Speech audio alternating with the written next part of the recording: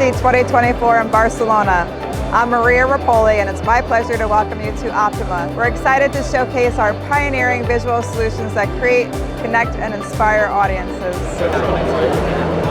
Optoma launched its new 135-inch FHDQ135 all-in-one LED display, featuring all new calibration capabilities for superior image quality through the integration of Optoma's proprietary solution.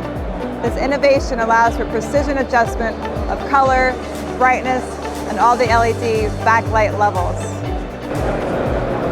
Ideal for higher education, lecture halls, corporate lobbies, museums, houses of worship, and retail spaces, Optoma's FHDQ135 all-in-one LED display features up to 800 nits of high brightness, an impressive contrast ratio, and a unique 4-in-1 LED SMD layout using flip chip technology to improve energy efficiency while reducing running costs.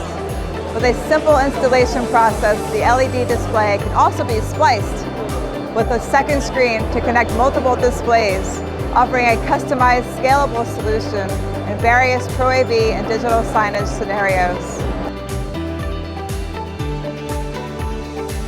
To learn more, visit optoma.com.